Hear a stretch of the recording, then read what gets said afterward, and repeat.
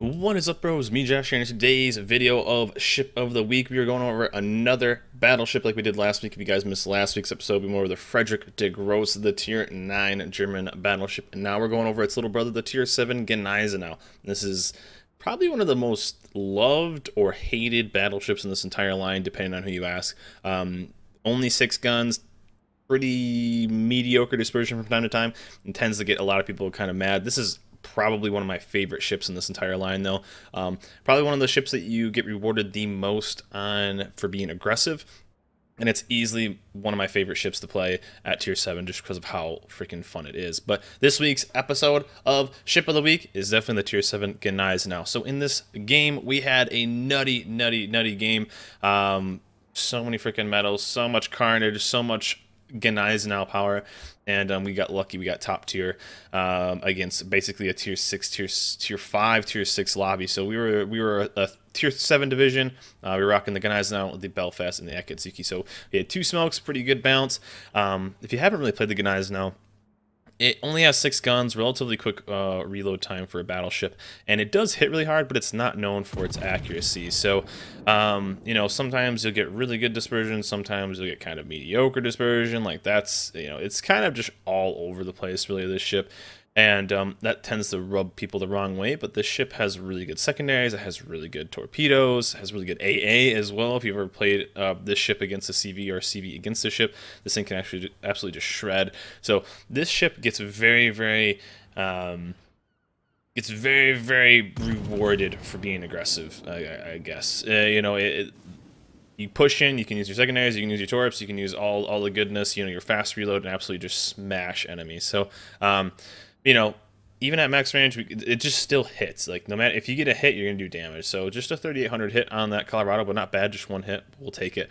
But this was when it started to get a little out of control for this side, though, because their whole friggin' team is here, and so we need to start clearing some ships out as fast as we can. So down goes a Miyoko. So I thought it was just a one-shot, but it ended up being a detonation. So, hey, we'll take that. One ship down already for this ship. And really just trying to help out our side. Because basically we need to clear out some of these ships because their whole team's here, basically. It's 4 ships on our side. 2 destroyers, me, and a Belfast. So we have super strong ships. But we're going against, I think, 8? 1, 2, 3... about 8 ships. 8 ships on this side by ourselves. So these are strong ships, but they're not 8 ships strong. So we're going to do as much as we can to really start wrecking these guys and do as much damage as we can, and make this game go. So this thing's pretty crazy against cruisers. You know, hits super hard. The Fiji, though, itself is kind of its own trollolol and tends to be a bit of an awkward ship because it's so under armored that it tends to have some trouble doing you tend to kind of get a lot of overpens, but luckily this thing has a good amount of a good reload and some good secondaries. So these things kind of pushed in, so I was able to use my secondaries a lot. You know, you're going to get to like that 7.5, 7.4, I think it is, somewhere around there. So trying to work on this Fiji, help out our destroyer because we are in some trouble. So I think I have my secondaries on the 1 destroyer, my main guns on these guys. So it is 2 ships. We've lost our 2 other DDs. It's basically 2 ships versus 8 on our side. We've lost almost all our destroyers, and it's just not a good time. And that Belfast is going to have to move, so he's going to be taking lots of damage as well. So I'm just trying to take him out, and as you can see, it does get good dispersion once in a while. But luckily, 2 destroyers in here. So working on it, and those secondaries are just going to light off and get our double strike right here. So double strike, our second close quarters. I'm going to get the secondaries on the Fubuki, and then the Omaha, I'm going to just work on it with main bat. So we're already at 3 kills, 64,000 damage, and there's our 3rd close quarters. So there we go. We'll take it. Close quarters, first blood. Oh, just 2 first quarters, sorry. And I like that we actually kind of saved this guy. Henry Dog, our Belfast division. I think we saved him. I want to take some credit for it. But we ended up doing some pretty decent work. I think we ended up getting a little bit of help from somebody. Ended up coming over here and helping us out a little bit. We ended up having an AFK. So but down he goes. Oh, yeah, the Fubuki ended up killing the Omaha, so that was always good. So, you know, the enemy team is trying to help us out. We've cleared them out, but still a lot of guys over here by myself. And this is when, you know, we are still so outnumbered. It's 2v4. All their battleships are on our side, besides the one that's way down on B side. But I was like, should I push this and try and get like a double strike? Because if I go a 1 for 2, there's the potential, as you can see in chart there, do I push this and then kind of take out 2 ships for 1? That's a pretty good trade right now, especially with how many ships we have left, but they have all these battleships, so it's kind of scary. The Koenig can't really get shots on me anymore because he's behind the island. Dotspate, friend of the stream, he's a pretty good player, so he was the one I was most worried about right now, so I kind of just wanted to focus on doing damage to him whenever I could. And so I decided to push into this island as much as I could and use this island as cover, cut off the Koenig, and then just take the beating from these guys and just push this. Now, I'm worried about the Gneisenau because of its ability to torpedo, so I'm worried about him. Das isn't focusing on us anymore, so we can kind of put some decent broadside shots on him. He's trying to take out the Belfast and the other, I think the Cleveland, that is helping us out on this side. And just really still trying to focus on the Gnei. Like right there, 84,000 damage still.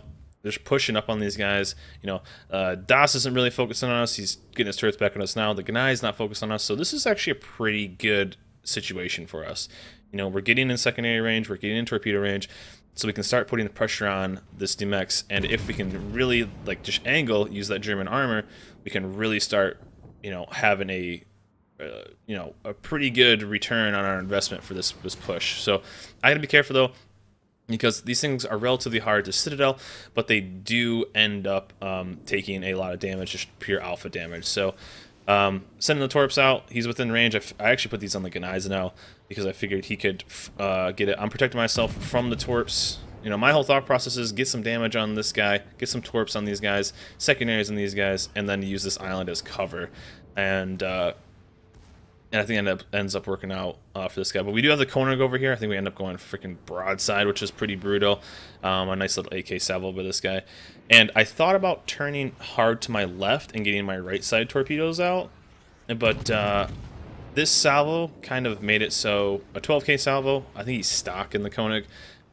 So the ability for me to just like, okay, I don't think I need that trade, honestly. So I'm going to instead use this island as cover again and just focus on this one dude. With how hard we're hitting him, we have secondaries going off.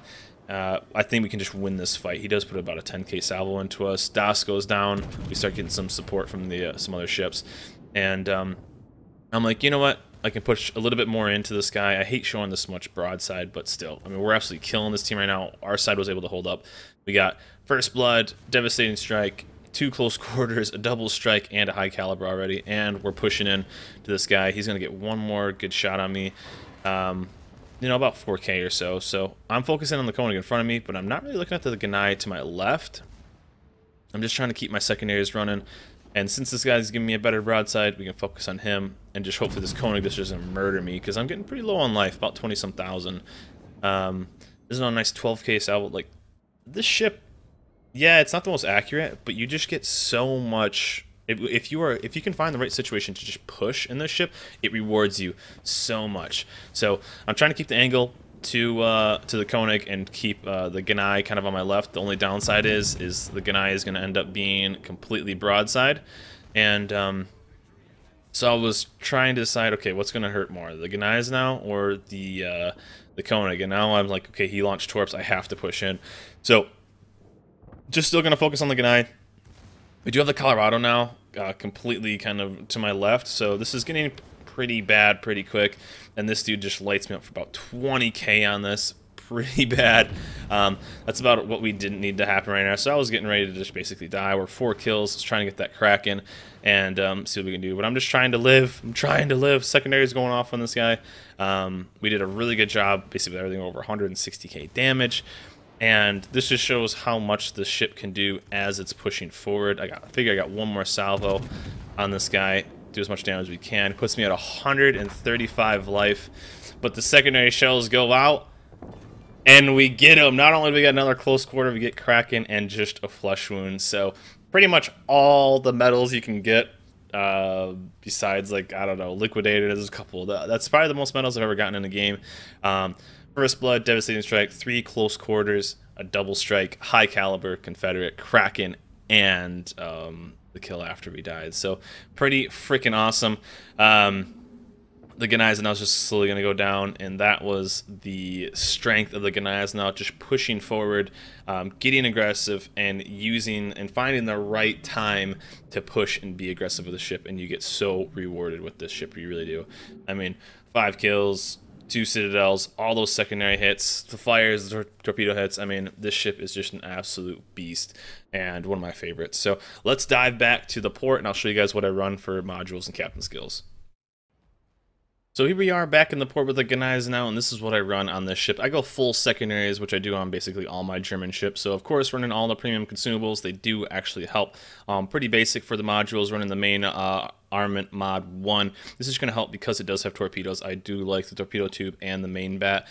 If you are seeing that you aren't losing your torpedo tubes or your main guns, which I do think is really nice on a ship that has this, like the Tirpitz or something like that, you could maybe run auxiliary just for keeping your secondaries healthy. But I do like main armament mod 1 way over that. Secondary battery, you want that extra range and the dispersion. I think this is a must-have, and I wouldn't take anything else.